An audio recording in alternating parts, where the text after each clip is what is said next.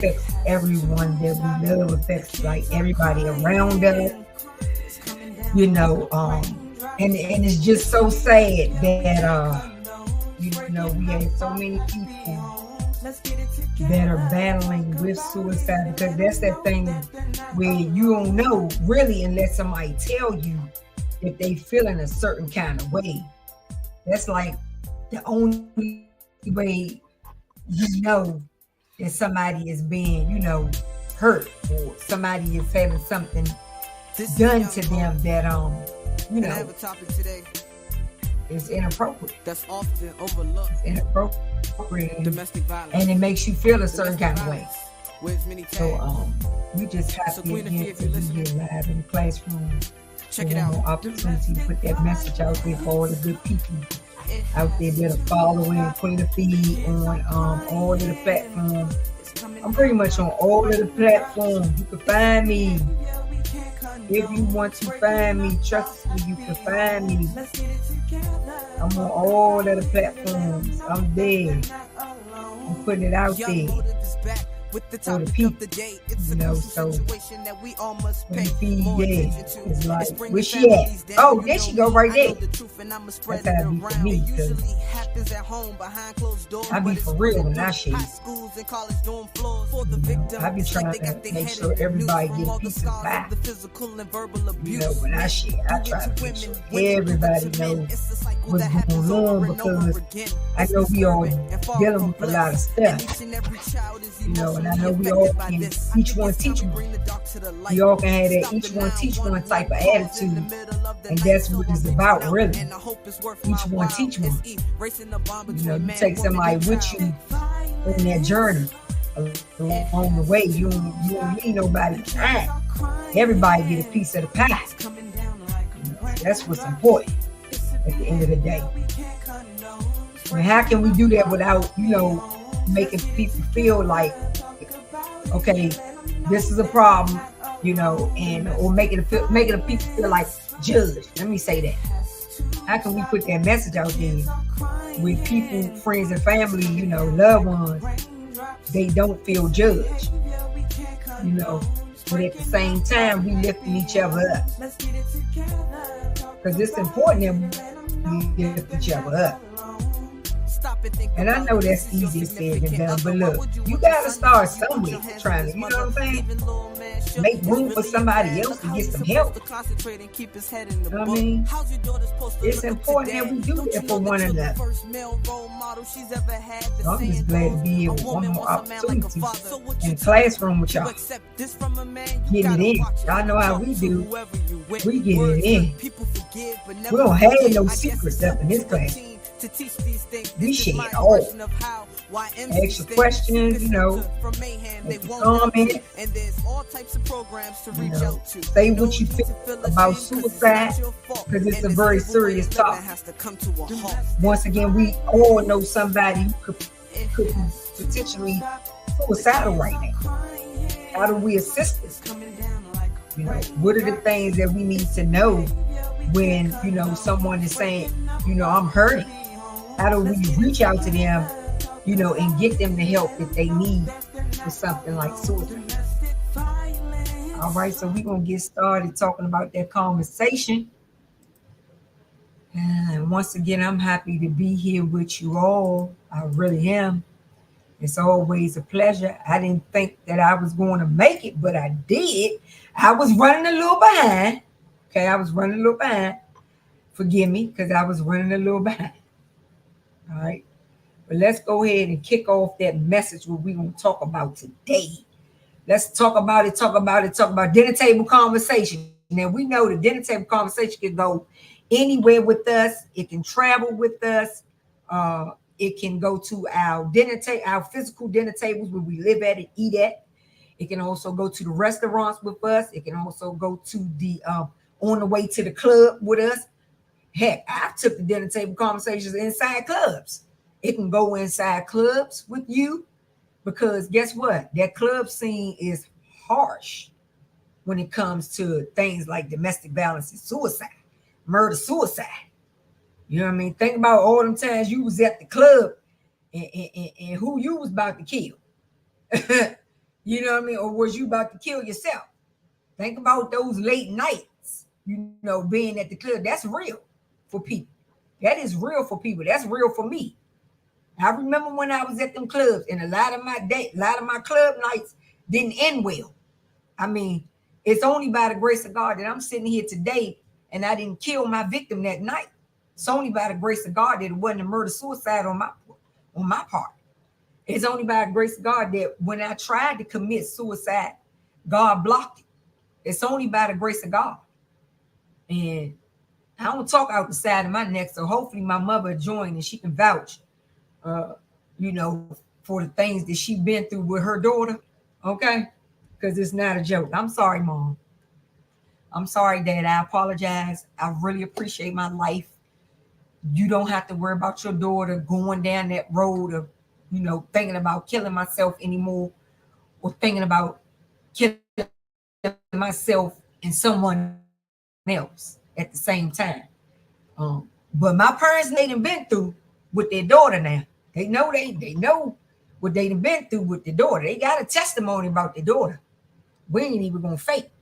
I'm not gonna do one thing about me when it comes to this conversation. I'm just not going to sugarcoat it. So I don't get invited to a lot of places. People don't ask me to really come out to a lot of things because, I just refuse to say, well, you could be, you should have been, if you would have done this, if you would have listened. See, that's not my type of spiel. My spiel is, look, we need to be having these conversations at our dinner table.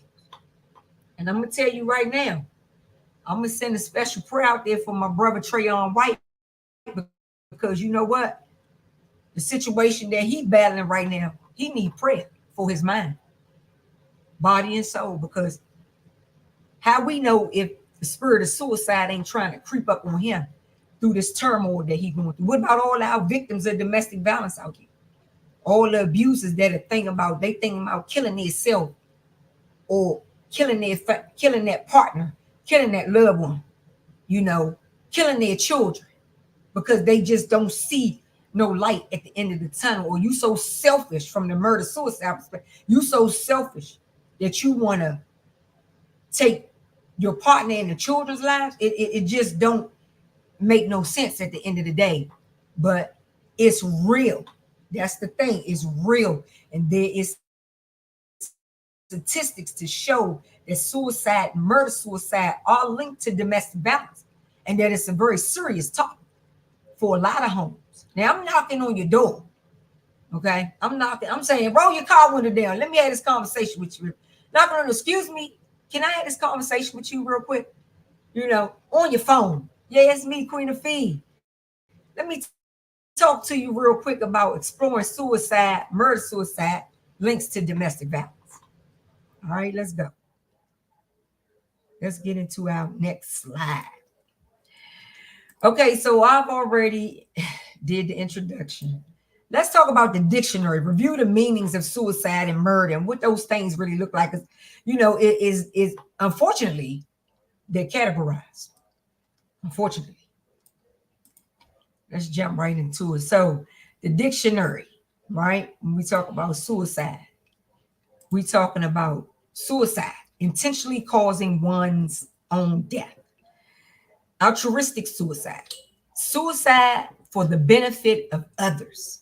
Autocide, suicide by automobile collision. And we've known some people to run themselves right into a river, or run themselves and their children into a tree, or into a wall. We've seen it where people have intentionally tried to have a collision with another car driving on the wrong side of the road. This is intentional. We're not talking about accident. We're talking about meaning to kill themselves, right? Medicide, a suicide accomplished with the aid of a physician. We've seen many cases like that as well, where physicians come in and aid you in your suicide, the thing that you're trying to do to yourself. But for some reason, that person may not feel comfortable with injecting themselves, or Maybe it's just the peace of mind of knowing that a doctor did it, and maybe I didn't actually do it.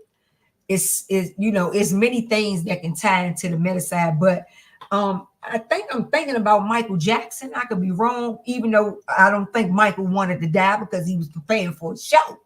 Michael was coming back to do a whole show again, but he was injected with too much of that propofol, which eventually stopped his heart.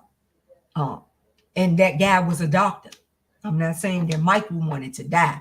I don't believe Michael wanted to commit suicide, but that is, an example of someone who wanted to commit suicide. And we've had doctors stand trial for this, because the family said you should have never gotten involved. You should have told our loved one no. You should have never taken our loved one life. At that point, for the family, it becomes like a murder suicide to them, or just a murder for some of the family. So murder suicide, a suicide committed immediately after one or more murders, right? So that's a person killing someone, or killing the family, and then killing themselves, right? Suicide by fire, often as a form of protest. Now, we just saw some guy set himself on fire at the protest for Donald Trump, if I'm not mistaken. This person set their own self on fire and committed suicide. And I've also seen a video where the police was going into somebody's house trying to ask them, okay, sir, let us help you. Let us say something to you. Do you not know? I think he doused himself with the fire. I mean, with the gasoline, if I can remember right. Y'all correct me if I'm wrong. But he doused himself with it and then lit the match on himself. The police officer was shocked. Both of them were shocked. Could not believe that this man set himself on fire in front of them. So, you have those spaces where this is a method of suicide that people often do and have been doing it for years.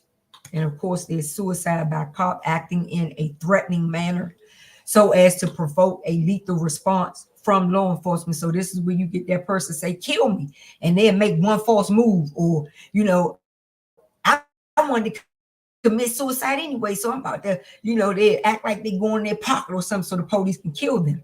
That's that side of it too, which I've seen cases like that as well. Moving on, suicide is just nothing to play with, guys. It's just nothing to play with. Like, it's horrific. I mean, even our brothers and sisters that are thinking about attempting suicide right now, it's just, my brother, my sister, it is light at the end of the tunnel. You just got to get there. And I'm a witness to you that it is light at the end of the tunnel. We just got to get to the end of the tunnel. And I know there's a struggle, but who do you talk to? See, because that's what the suicidal person is thinking, like, well, who can I talk to? Or I wasn't comprehending what I was trying to put out. So, you when we have suicides, it's a very gentle thing. It is not something that, we can verbally abuse someone who is suicidal. Like, you literally cannot use verbal abuse and say, well, go ahead and kill your dumb self. And, we've said it.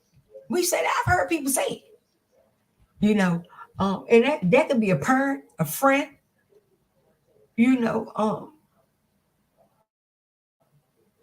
someone who's not educated on how hurtful suicide is for the person who's attempting this, or for the person who followed through with suicide. We have a lot of young children that are bullied and, put down, and they kill themselves. What is suicide? We discovered that already. The act or instance of ending one's own life voluntarily or intentionally. One that attempts to carry out the suicide act. Give me just a second here. Look at that slide. Think about what we're talking about here. I just want to make sure I keep the momentum going, because I have a lot of things going on, my brothers and my sisters. I hope that I'm still there with you. But yeah, think about, our young children who, end up attempting suicide in something like this, because they just don't feel like they matter or their feelings matter. Or could it be something, really mentally bad that they thoughts and, negative thoughts and vibes and stuff that are causing them to feel this way. Suicide is connected to other forms of injury and violence. For example, people who have experienced violence, including child abuse, bullying, and or sexual violence, have a higher suicide rate. Okay, so we see that right there, plain as day, have a higher suicide rate. Okay, so we just want to make sure that we're paying attention to children that are in these situations or people that have been in these situations. One of the things that we can ask them is, are you feeling suicide? We can ask them that. And, some of us are mandated to report, the suicide. Some of us are mandated to report that suicide, you know, because we are dealing with children. We are dealing with minors that are under the age of 18. So we definitely just want to make sure that we're putting that good energy out there for them and getting them the help that they need, because it is risk factors to take into considerations when we talk about suicide. What is going on with my PowerPoint slide here? I don't know what is going on with me today. My words just are looking very ugly. And I know that I did not do this. Suicide is a tremendous health issue. Why is that? Why is that? Why is it such an issue? Why is it such a factor? It could be for many reasons why. It's approximately 36% between 2000 and 2022. So that was just what, 2 years ago. The rates of increased suicide was responsible for 49,000 deaths in 2022. That was just what, 2 years ago, which is about one death every 11 minutes. So every 11 minutes, we have someone who's thinking about killing themselves and who actually dies from it, right? Because this is saying deaths in 2022. All right. So this is something that we got to, literally pay attention to when we are, dealing with something like suicide. The number of people who think about attempt suicide is even higher in 2022. And about suicide, 3.8 million planned a suicide attempt and 1.6 million attempted the suicide. We got one point. These numbers are up in the millions for suicide. This is not for life. This is for suicide. This is not for living. This is for suicide. These numbers are in the millions. This is heartbreaking. This is so heartbreaking. That's why I know I get it. Why some of you all don't want to have the hard topic, then take a conversation, because it's so hurtful. In 2022, suicide was among the top 9 leading causes of death for people age of 64. So there you go. 10-year-olds killing themselves. And it's real. The cases are real. These statistics are real. Suicide was the second leading cause of death for people ages 10 through 14 and 25 through 34. It's just not a joke. It's just not a joke. And I'm not saying we're taking it as a joke, but I don't think we value, what this dinner table conversation can do for our young people that sit among us, by having these conversations with them, by talking with them about the statistics, about the numbers, by educating them on, the vastness of suicide in this country, in America, that the numbers are up in the millions. and we don't want our young people to be statistics of this. We want them to be of life and of living and of love and of legacy and of laughter. But you don't see those numbers up here. If you go out there and look at the research, we barely get research on how many children are happy. That research is so slim. But we got numbers here tonight in millions for our young people that kill themselves, think about killing themselves, or have attempted to kill themselves. The financial toll of suicide on society is also costly. In 2020, suicide and non-fatal self-harm cost the nation over 500 billion in medical costs, work loss, value of statistical life, and quality of life costs. This is what's happening to our, it costs so much for the suicide attempts or the deaths, the means to go through for that family who's in desperate and dire need that want to save their child's life. They'll pay whatever it takes. They'll do whatever it takes to redeem their child from something like suicide. So yes, it's going to cost $500 billion when we got numbers that are in the millions of our young people and older people, our elderly population killing themselves, attempting to kill themselves, thinking of these suicidal thoughts. Yes, it's going to cost over $500 billion because we are willing to do, especially whatever it takes, to try to help our loved ones see light at the end of their tunnel. But when you got our young people on these computers being bullied and stuff like that, we don't really know what's going on. We don't know what's going on. We just say, oh, he acting different. I don't know what his problem is. He need to get a job. And a job could be the last thing this young man thinking about. He could be seriously battling some thoughts in his mind that is, literally vicious. That is telling him that he need to take a pistol and kill himself, or telling him that he need to run in front of a car. Because I've seen it with the children. They had some old TikTok challenge going on where the children run in front of the car when the light turned green. Excuse me, if that's not a suicide attempt, then no, it's not in here. Well, automobile, yes, it is. Auto suicide is real. So why would TikTok promote something like that? I have no idea. Why would that end up being a challenge where children can lose their lives? I have no idea. But it's ridiculous. It's ridiculous that they would even consider putting something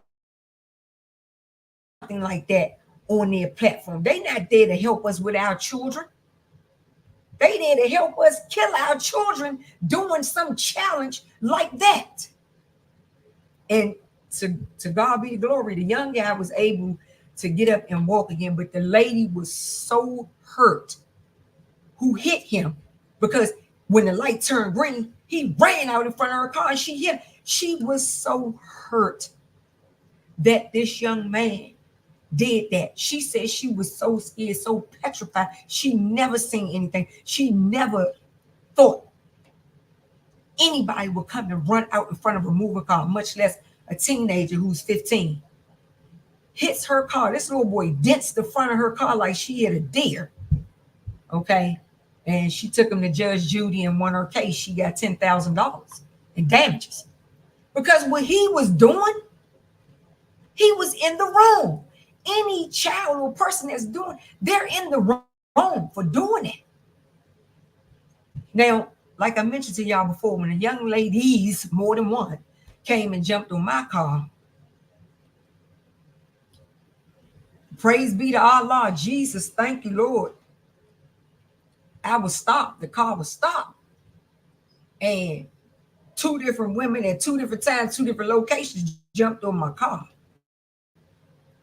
See, and I wasn't going nowhere with them on the top of my car. You wasn't going to get me to do no suicide on you. Help you do a suicide or whatever you think you're doing. I'm going to stay right here. till you can come to fruition and discern that I'm on top of a woman's car. And I need to go ahead and try to find out where I'm headed to. Like, I need to get off this car. Had they would not have gotten off my car, of course, I would have called 911 to get medical services out there for them. So, but yeah, that's scary. That was scary when it happened to me 2 times. So imagine how this lady feels if a teenager is in, just come blasting out in front of her car while she moved, while the light turned green. Come on, baby. I mean, TikTok should have never even put something up there like that. It's deadly for our children. What is murder suicide? Murder suicide is an act where an individual intentionally kills one or more people before killing themselves. Mm, mm, mm, mm. So heartbreaking. And this is just high on the charts. High on the charts.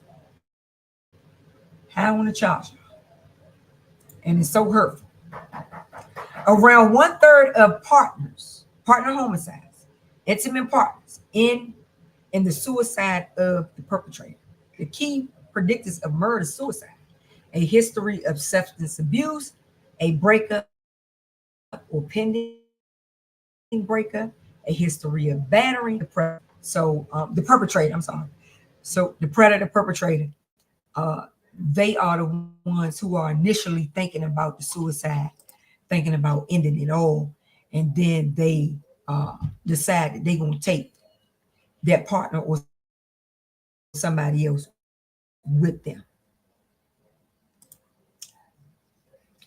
Murder suicide connection to domestic violence. VPC research has found that nearly 1,200 Americans die in murder suicides each year. 9 out of 10 murder suicides involve a gun. And nearly 2/3 of all murder suicides, an intimate partner of the shooter is among the victims. Okay. And we've had several cases recently in DC and especially PG County in Maryland, where the women were murdered by their partner, and a few of them took children with them, killed the children as well in some of these relationships. So, when we up here telling victims to leave their relationships, the abuser over here thinking about this, murder suicide. The abuser is thinking about killing themselves, but first they gonna kill their partner because she filed divorce. She been talking about leaving. I've been reading her text message. I've been reading his notes. I've been listening to what he was saying. They even, if you're a rapper and you putting this stuff in your lyrics, the abusers even know what you're saying in your lyrics. They take all of that and pile it up against you, kill you, and then kill themselves. Now think about them killing your loved one. They try to kill them. They attempt suicide on themselves. They don't die. How you think that make the family feel who lost their child due to a murder suicide, an attempt murder suicide? How do you think that make the family feel? Horrible. Because your loved one dead and this person tried to kill themselves, but they didn't. That's hurtful. That's going to be hurtful to a family who is experiencing or know that their child is in something like domestic violence. You cannot play with domestic violence because suicide is right there with it.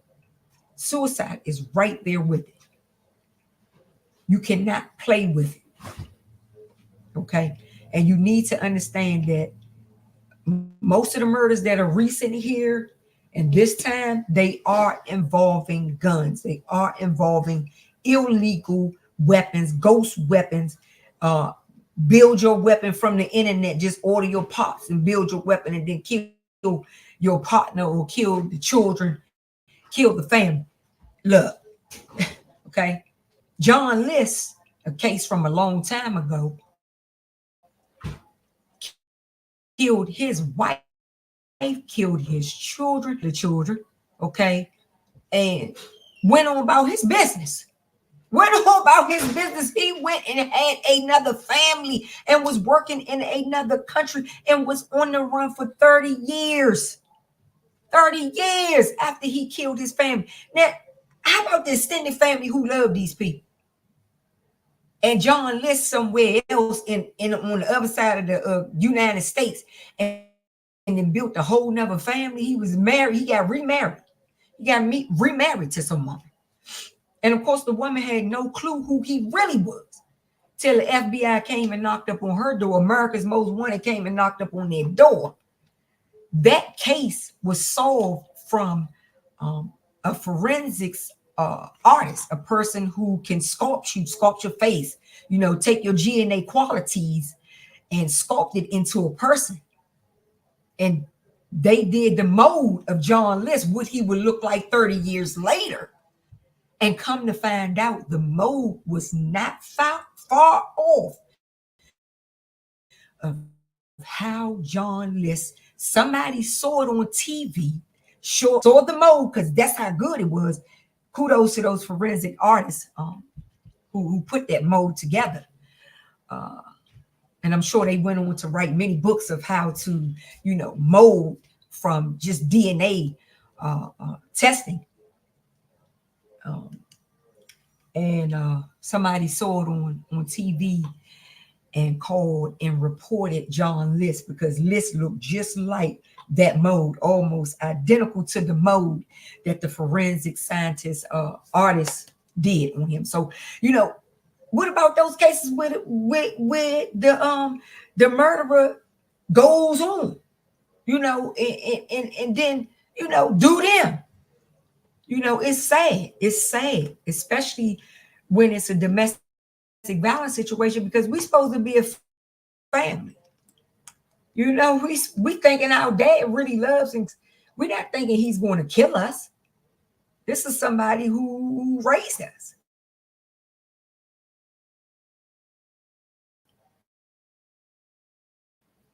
Murder, suicide, and connection to domestic violence is associated with a significant number of murder, suicides. Therefore, including programs that assist men with coping with issues of anger, control, and separation. Right? So we want to make sure everybody is culpable for getting the help that they need when it comes to something like murder, suicide. We're starting to see a lot of more women in the same bracket that need help with the trauma and that they've gone through, right? Murder, suicide is nothing to play with in this day and age. Here is just saying, the weaponry that people use, and handguns are guns, period, are at the top of the list. So you have 90% of the suicides, murder suicides, being used with a gun. Okay. And some of them, we have handguns, we have rifles that make up this number. We have pistols, we have revolver, shotgun, gun type, not specified. Knives are low, fires are low, and others are unknown are low. But pistols are at the top of the list. Guns are at the top of the list when it comes to suicide. When I tried to commit suicide, I did not use a gun. I took so many pills. I think I took my mother's medication, if I'm not mistaken. I had, Mom, let me know. I can't really remember, but I'm sure she probably remembers. I probably traumatized the mess out of my mom and my father. So I think I took a lot of my mother's pills, whatever medication she was on at that time. I did, and you see, pills are not even up here when we talk about murder, suicide. So I zoom right into firearms because they're more prevalent with suicide and the murder, suicide cases that we are facing in this day and time. All right, we're going to come to the conclusion part of our classroom session here today, which I'm always happy to be in the classroom with my students, my scholars, We got scholars that are going to come back and listen to this and want to hear again, Queen Afee, what did you say? Beautiful conversation. So we are lucky and blessed to have this platform to do it. Uh, Motives, domestic murder, suicide. So the motives. A proposed typology offers three rationales that may underline many domestic murder suicides: significant negative dynamic, such as abuse, infidelity, or a perceived injustice, perpetrator's feelings or obligation toward the victim, such as protecting a spouse, partner, or child from the stigma or shame of their planned suicide, or the hurtful consequences of something the actor has done. A salient sense of mercy to relieve the victim of ongoing suffering. With domestic violence in these cases and with the murder suicide, a lot of times the victim is wanting to leave the situation. Some of these victims are married, some of them have just been in long-term relationship, some of them are stalkers, and it ends up getting into a murder suicide situation. But is a lot of times with these cases is when that victim talks about leaving the abuser, that the murder suicide thoughts in the predator's head, male or female predator's head, start to go up. And is it that backdrop of, if I can't have you, nobody will? Is it that old classic backdrop for domestic violence? It could be. Is it for selfish reasons that the abuser wants to steal this person's life? It could be. Could it be psychotic things that are going on, that the abuser is on drugs, or not on drugs but mentally ill? It could be. All of those factors could play a part in the actual murder suicide that takes place. Only way we really know this is if we're talking abusers and really trying to chime into their thought process and how they perceived, a murder suicide in that moment. And oftentimes, like I keep telling y'all, real abusers, I mean wholehearted abusers, normally don't write books. People come later on and write their books. We would never see Jeffrey write a book. It's not going to happen. Somebody else is going to write a book, and I believe his father ended up writing a book. Yeah, uh, abusers don't normally write books. They just do what they do, and once they decided, that's it. You're going to have to go back and research. They're going to stay 100 steps ahead of you of planning that murder suicide. We just will have to talk to them and find out what the thought process could actually be in something like that. Sense of mercy as possibly resulting from a situation involving the growing anticipations of, a chronic illness, disabled woman or man, or whose husband no longer want to be, or whose wife no longer wants to be the principal caregiver. Most domestic murder suicides may occur among elderly couples because men aged 75 to 85 have an elevated suicide risk, especially when certain factors are present. I believe the research is showing that men are still the number one victims of suicide. That's suicide. But now they're trending the murder suicide as well.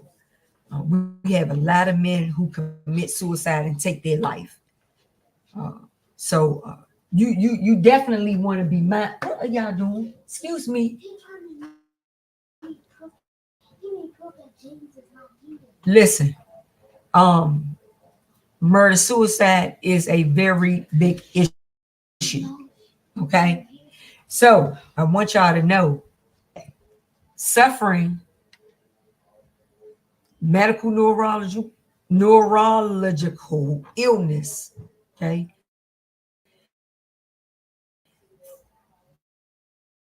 feeling a loss of dignity and control, confusion, consuming 3 or more alcohol, being pessimistic and seeing life as pointless. Reasons why people, you know, could do murder suicide. Um, and all of those reasons are really unfortunate. Really unfortunate. Shooters kills man self in Rockville. Shooter kills himself, and then before the shooter kills himself, but he killed somebody else along with him. 2 men are dead, so he killed another man with him in Rockville, Maryland. And that was in 2024. That was just last month that happened. Uh, and the case was linked back to a woman that was shot as well in Laurel, Maryland. So this person shot the woman and fled to Rockville and then killed somebody else and killed themselves. And that was recently. So that's murder suicide again. Men and women died in murder suicide on Capitol Hill.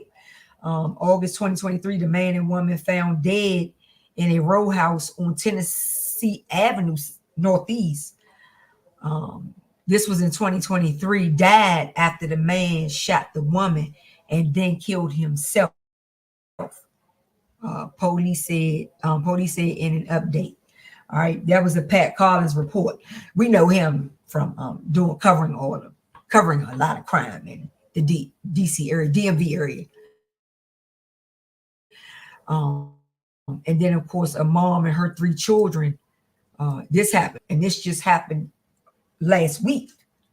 All right, where the mother killed herself and her 3 young children in Utah. So that goes to show you that suicide is, prevalent around our country.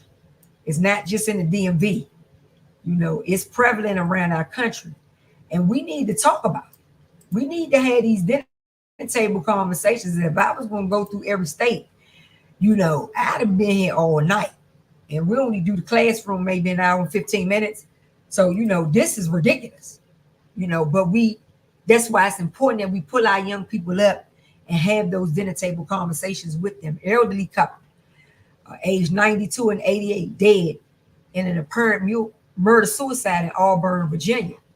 A single gunshot wound was found on both victims, and a gun was discovered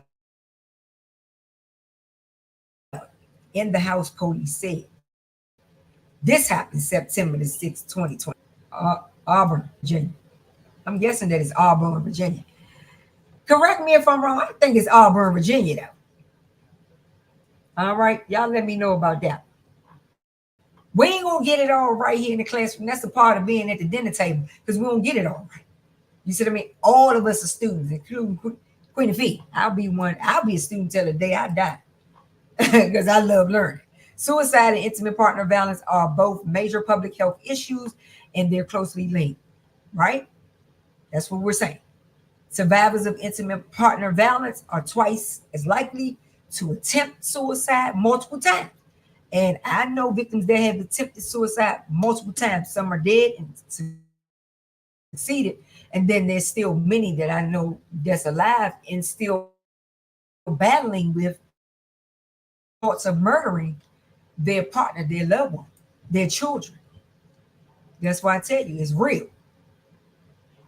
Domestic murder suicide data in the United States will improve substantially as more countries participate in the National Violent Death Reporting System and submit information from law enforcement, coroners, medical examiners, and other sources to help us get the numbers on the murder suicide data. We need those numbers. So everybody needs to be participating. Every state in America needs to be participating in getting the data out there, because we need our young people to see that this is what we're dealing with here. And that we don't want you to go down this route. We want you to get the tools that you need to live a long and healthy and beautiful life. So the research is for our young people at our dinner table, so they can understand that it's real. And pose the question back to them through the research. Is this something that you want to partake in? Is this something that you want to see? Maybe your girlfriends or your male friends, feeling this way. These are resources and things that our young people can use to help each other turn that thing around. But if we're not having the conversations at our dinner tables, then we do them, we do them wrong. We do them an injustice by not having the dinner table conversations. Sometimes suicide is a cry for help. And this may be the only way a victim feel like they can escape their relationship, because the abuser have told them over and over, I will kill you, I will kill you, I will kill.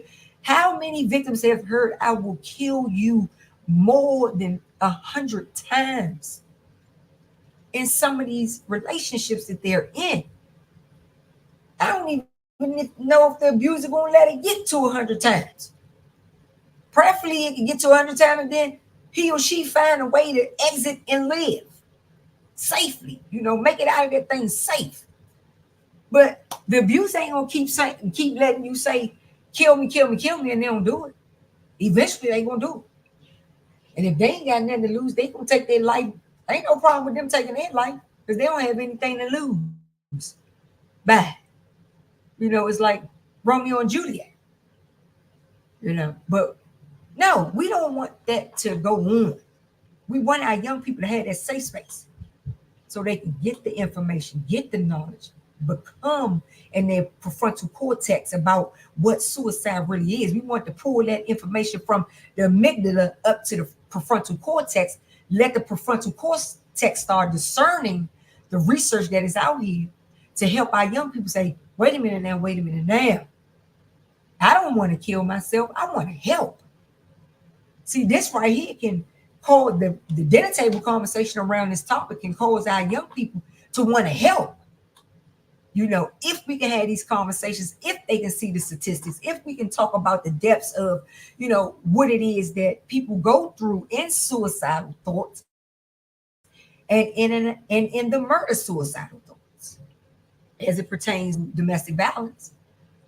And of course, we have a whole nother bracket of a conversation, which could be mental health. We have a lot of victims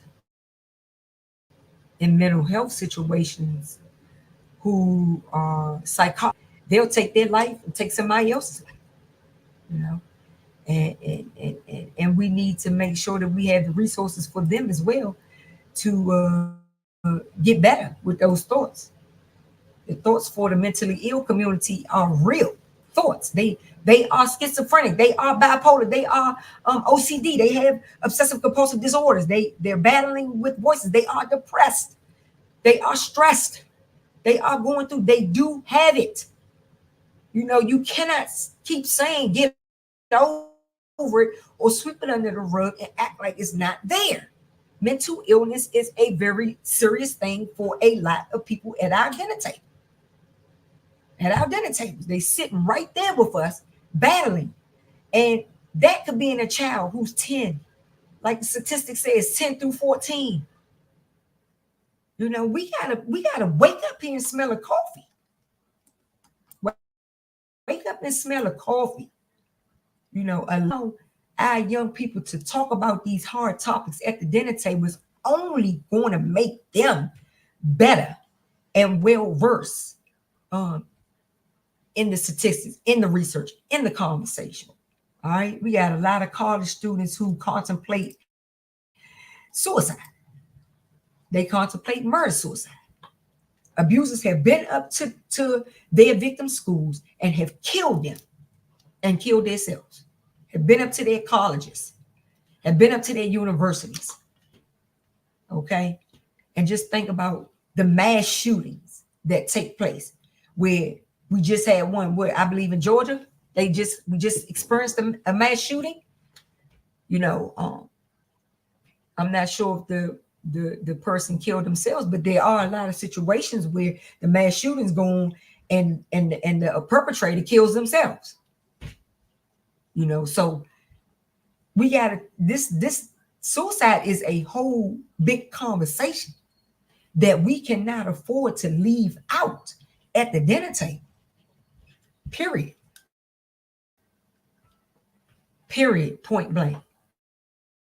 And I know some of y'all ain't going to like me after day, but I do understand. Yes, praise. Hey, Lisa, what's up? Lovely Samir in the building. All the students came in class tonight. Y'all know. Let me show some of y'all comments and things. I had to get back to the students that was in it. All right. Yes, there is indeed light at the end of the tunnel. I'm a witness. All right, you hear Sister Lisa Renee, my sister Lisa Council saying it now. It's light at the end of the tunnel. My sister Peaches say, thank you for the education. Oh, all right. We always blessed in the classroom, brothers and sisters. You know, we always be blessed in the classroom when we get up here together. Let me see what else. I missed the comments on backing that thing up. Your transparency guided me down the yellow brick road to healing on my journey. All right, now, what a way to turn that thing around, Lisa. What a way, sisterhood. Turn that thing around. Get that education. Get that education. Let's do it. It'll help us. It'll help our young people. Lovely Samir. Hey, sis. Good evening, Queen. I'm sorry I'm late for class. You made it, though, sis. You made it. Let me go ahead and say that amen. Put that amen out there with you. Amen. Real talk here tonight. What we got going on? I'm going down to students' comments now. We got to see what the students are saying out here. This is important that we talk about what our students are talking about. All right, let me get that comment back up there from lovely Samir. Suicide makes you think there is no way out, but you have to encourage that person to live, not call the coward, figure out the reason why. All right. Sister saying it to you. You got to encourage that person that there's life at the end of that tunnel. And one of the ways we can do that is through education. Through education. I mean, because it hits the prefrontal cortex better than verbal abuse does. You know, better than saying, oh, you dumb, you stupid, go ahead and kill yourself. No. Back up from that conversation, back up from that language, and let's get some education in there at that dinner table. Statistics are rising when it comes to parents taking their children's lives. It is, as well as their own, who suffer from depression. Let's go. We said it here tonight. Parents don't want to see the children in pain. It's like if I'm going to kill myself, but what am I going to do with my children? Am I going to leave my children here in this cruel world, or should I just take them home with me? Parents, moms, and dads really do contemplate that, and they think about that. And some of them end up doing it because of that reason. They don't want to leave their children behind. You know, it's very serious. Let me see what my sister Johnette. Shalom, beloved. Hey, sis, Johnette Mac. Shout out to you, baby girl, for joining us in the classroom tonight. I'm blessed by all of our comments. Y'all know we get a jiggy in the classroom. Y'all know we ain't afraid to let it go. Yes, Lisa. You know, students, y'all know we not afraid to let it go and speak on it and talk about it. Make sure you share what we got going on here tonight. Share this with your family. Share this with your children. You know, it's a good thing what we talked about here. You know, run it down to them. Listen to how they feel about the conversation. See what they up to. How their prefrontal cortex is spinning the information. Because it's important that we do that. It's definitely important that we do that for our young people. Okay? We want our young people to be good. You know, we want our young people to understand that suicide is not a joke. I'm a witness that you can overcome suicidal thoughts. See that? There we go. We got another witness up in here. We got another student who is a witness that suicidal thoughts are real. But there's also light at that end of the tunnel.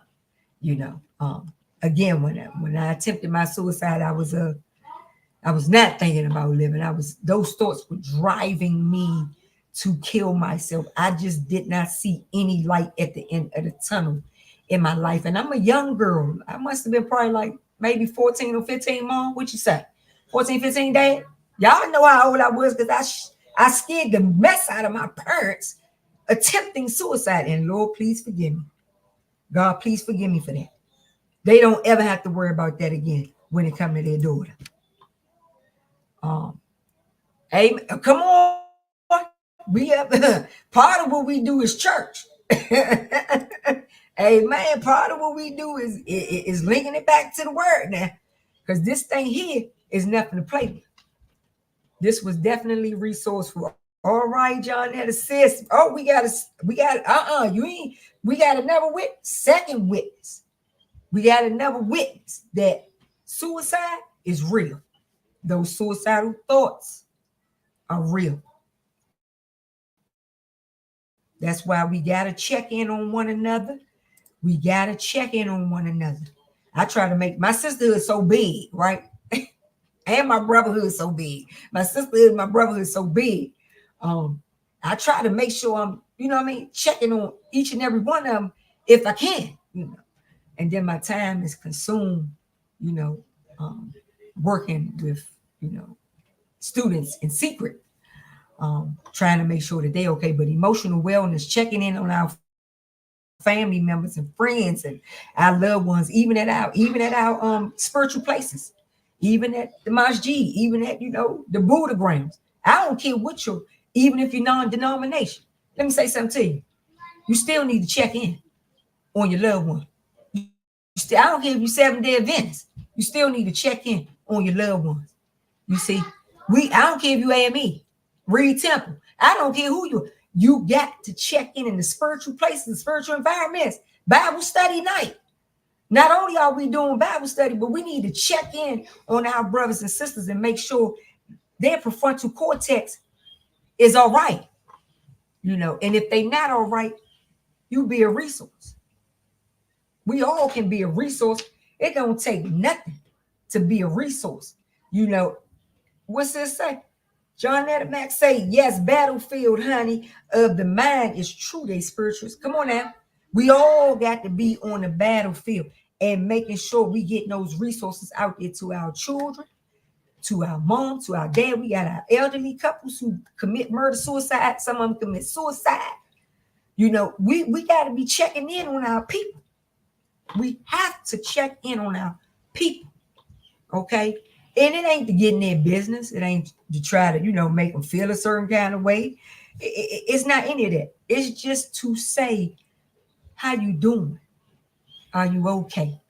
And my young people have stuffed that down my throat so many times when I talk to them. So many times they say, all they had people tell me. They say, but nah, they wanted to act like wasn't nothing going on. They wanted to act like they ain't know, they ain't see it. They couldn't answer none of my questions. They couldn't tell me anything positive. They want to act like they didn't see my pain. Or they weren't the ones who caused my pain. Right? So we got to acknowledge the pain that we cause our young people. We got to acknowledge that pain. We got to acknowledge what we've done to our children, even if they're adults. Right now, we still got to acknowledge as parents what we've done to them that they feel like was inappropriate, that did not build them up, but yet it led them more to suicidal thoughts. We don't want that. We don't want that for our young people. We want our young people to get a fair chance. We don't want no age group 10 to 14 years old thinking about killing themselves, having suicidal thoughts, and then actually going through with the suicides. Come on, now we don't want that for our young people. How do we help that situation? By having that dinner table conversation. By having a dinner table conversation, bringing it to the front of their prefrontal cortex. See, allowing them to see and to hear stories and hear knowledge and to be around real people that have had the suicidal thoughts and are still living, attempted suicide and are still living. We need them to hear these stories because it can deter them from those thoughts of suicide. All right. And if you don't believe me, then test me. Test what I'm saying here tonight. Test me. See if what I'm telling you is the truth. Test me. I dare you. I dare you to play this This video here today for you young people. I dare all my brothers and sisters listening in secret. You gonna get the record. I dare you to play it for your children. I dare you to play it. And had that dinner say, test me and see if what we talked about here won't turn our dinner tables around from suicide. How do you handle someone who constantly speaks about contemplating the suicide? I never want to assume it's just for attention, but I know someone who does this, and nobody takes this individual serious because they have said it so much. Let me say something to you. If the person have said it more than once, more than twice, more than 3 times, they building up to do it. I mean, so you doubting them don't help the situation. Because the more we doubt them, the more they build up to do it. The more they build. So is it something you should ignore? Is it something you should pass off? Is it something that you should not talk about? Or is it something that you should not listen to with that person? You let them know, say, look, you can call 988 pound 988 or star 988 and get the resource that you need, to be able to help yourself with those thoughts. There's a crisis line that can help you with those thoughts. You see, there's education out there, statistics and resources that can help you with those thoughts. You can turn this thing around. You should not believe them, because at some point they're going to potentially execute the plan, execute the suicide, maybe attempt, and still live. You can catch them right then and there and try to help turn it around, or they attempt the suicide and they end up dying. But if they're having suicidal thoughts, that's something that we can catch early on and try to give them the resources that they need. And if they're constantly repeating, then you constantly repeat, well, did you talk to that resource that I told you to talk to? Because you can turn that thing around if you want to. It's always what that person wants to do at the end of the day. But as stewards, as servants, we can, as leadership, we can put that research out there for them. We can talk them down. We can talk them out of it. But if you feel like you can't, and if you feel like you've heard enough, and it's not doing you any good listening to this person continue to do that, then of course you can respectfully ask, please, it doesn't make me feel good to hear you talk like that. It doesn't make me feel good to hear you talk like that. So you can respectfully ask that, because I know sometimes just listening to the same person say that this is what they're going to do to you is like, why do you keep saying it? To that person, like, why do you keep saying it? Are you trying to hurt me? What can I do to help you? It becomes a thing like that. And then it starts to hurt you, in a negative way. So, we don't want that, but you can respectfully ask them to not, talk like that around you, or give them the resources and say, look, here's the resources here. I think you should reach out and talk about it, because that was me at one point.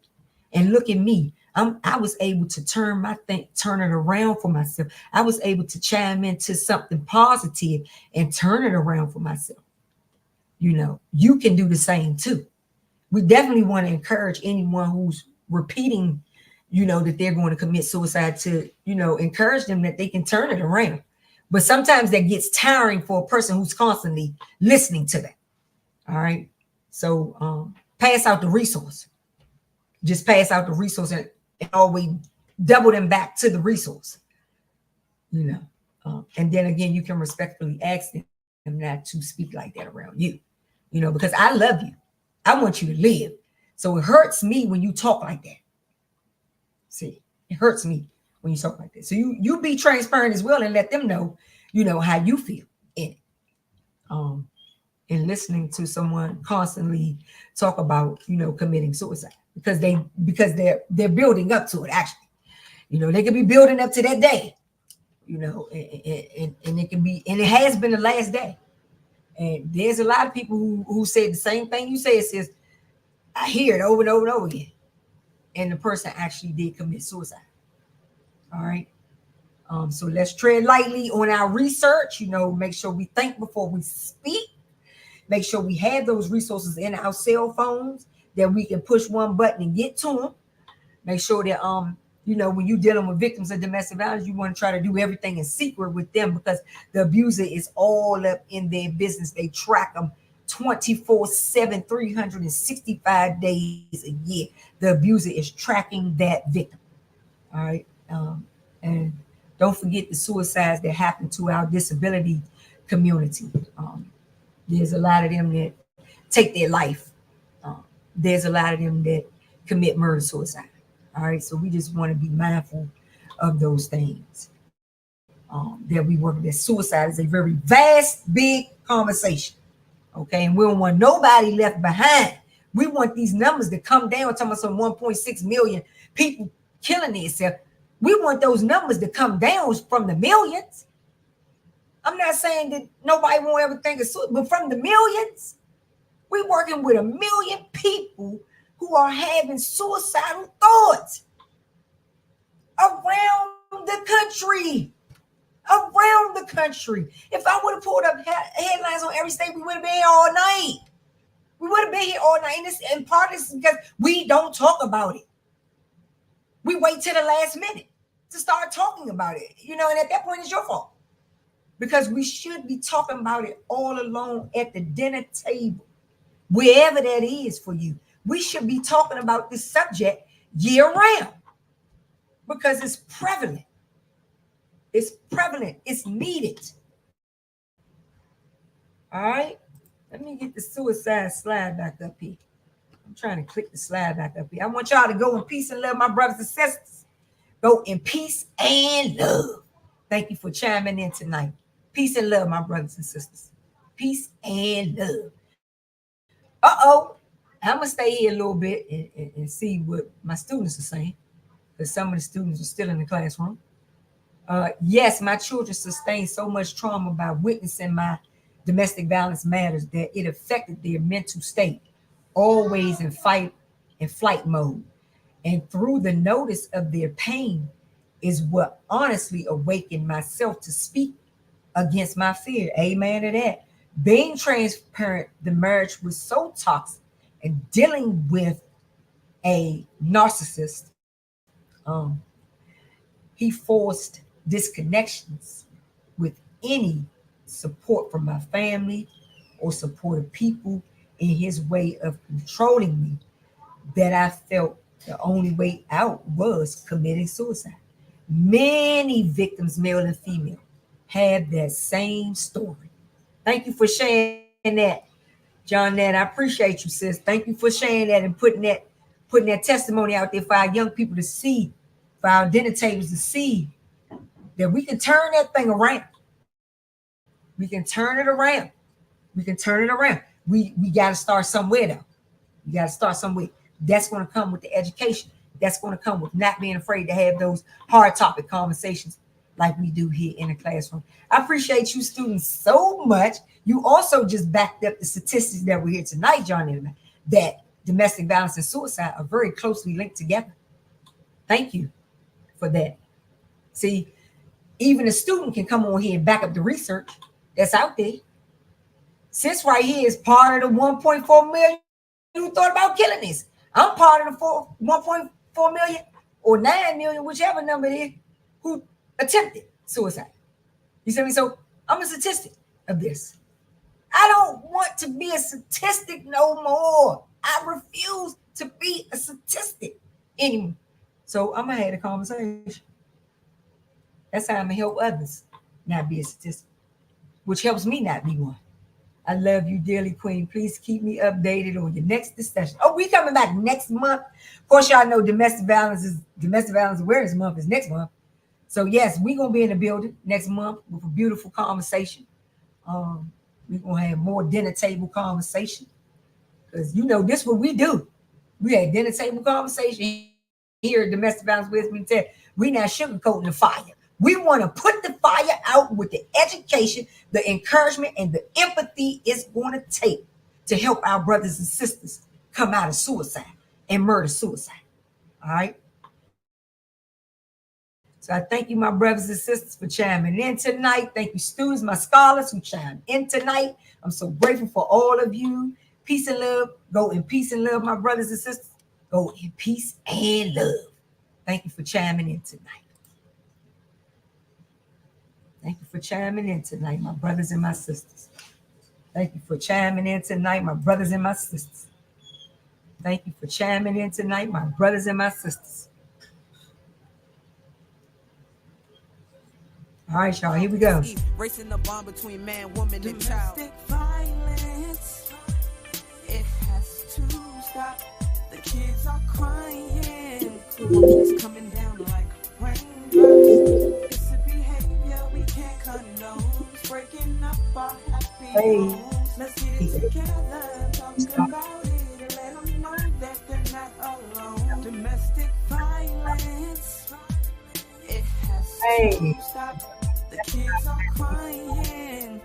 It's coming down like raindrops.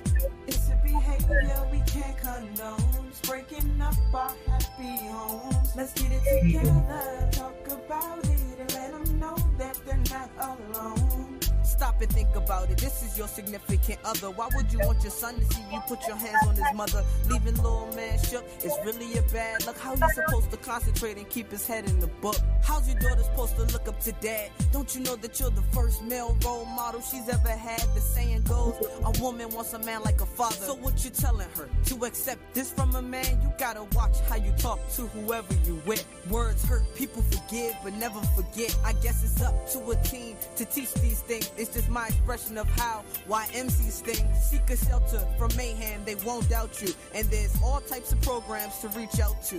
No need to feel ashamed, cause it's not your fault. And this evil way of living has to come to a halt. Domestic violence, it has to stop. The kids are crying. It's coming down like raindrops. It's a behavior we can't condone. It's breaking up our happy homes. Let's get it together, talk about it, and let them know that they're not alone. Domestic violence, it has to stop. The kids are crying. It's coming down like raindrops. It's a behavior we can't condone. It's breaking up our